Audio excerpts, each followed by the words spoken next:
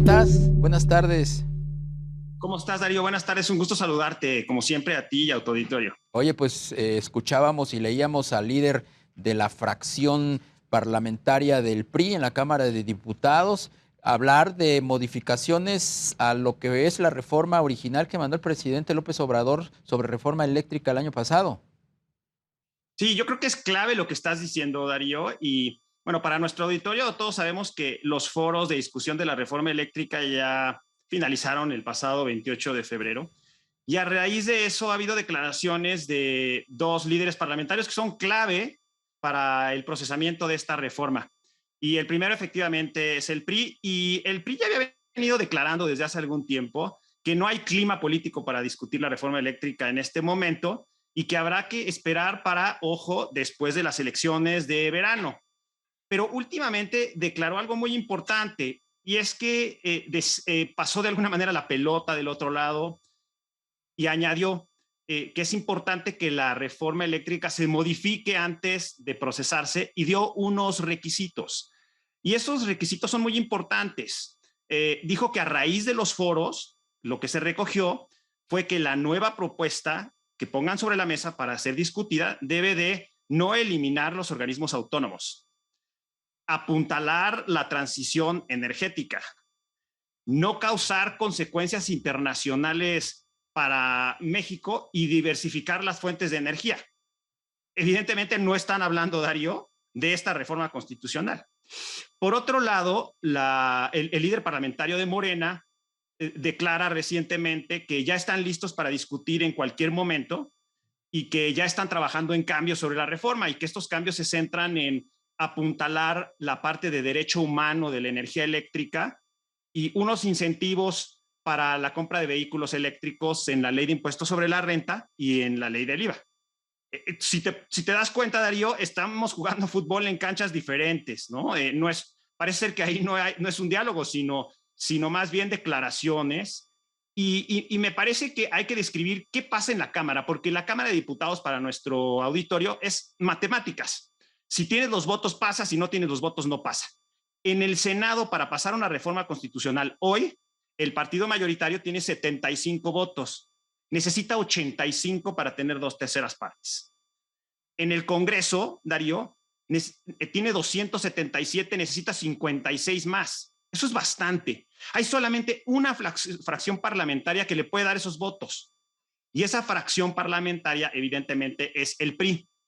Pero yo considero que ahí no es cuando se electrocuta realmente la reforma eléctrica, Darío. Y hay una declaración muy interesante que seguramente tú viste, que es una entrevista que se le hace a Porfirio Muñoz Ledo de otro tema, de la declaración esta desafortunada hacia los parlamentarios de la Unión Europea.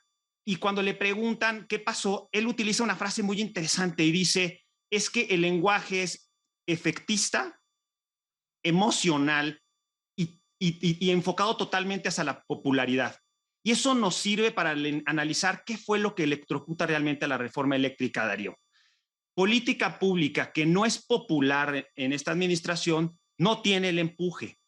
Y hace un mes más o menos, el periódico El Financiero hizo una encuesta que es clave, Darío. Y en esa encuesta pregunta, ¿cuál es la razón por la que tú apruebas o desapruebas el trabajo del presidente de la República? Y en la parte de por qué apruebas, hizo una pregunta muy interesante. Le dice a las personas: oye, ¿tú apruebas lo apruebas por las propuestas del Tren Maya, de austeridad y la reforma eléctrica? Juntó las tres, Darío. Sí. La respuesta es que solamente el 14% aprobaba eso, en contraste con 44% que aprobaba los programas sociales y la entrega de dinero. Nadie está peleado con su dinero, evidentemente, pero ese 14% es que hay un desinterés, Darío. Eso es la punta de lanza para la puntilla, más bien, para la reforma eléctrica, y me parece que se va a ir desinflando, porque no está vendiendo, Darío, y para eso se diseñó, y me parece que eso es clave. Ha habido otros temas también recientes que han sido muy complicados y que han cambiado el entorno, y uno de esos es la guerra en Ucrania. Y como tú sabes, la guerra en Ucrania, Darío, tiene una vertiente energética muy importante. Una de las palancas de control de Rusia hacia Europa ha sido su dependencia de la energía rusa de los europeos, tanto petróleo como gas, sobre todo gas.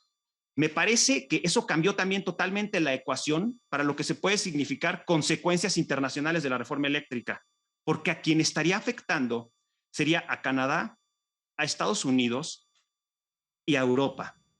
La OTAN, Darío. Estarías abriendo un boquete en un momento muy tenso mundial de guerra por una vena energética de este lado del planeta. Me parece que eso es totalmente fuera de orden y que también te enrarece el clima político de pasar una reforma con esas características. Bien. Me parece, Darío, que con eso es suficiente para darle el RIP a la reforma eléctrica como la conocemos. Pues ojalá, porque esto va a devolverle aliento a los inversionistas y va a reencauzar buena parte, pues, de la discusión económica y política de este país. Severo López Mestre, especialista y consultor en energía, gracias por tu colaboración. Buenas tardes.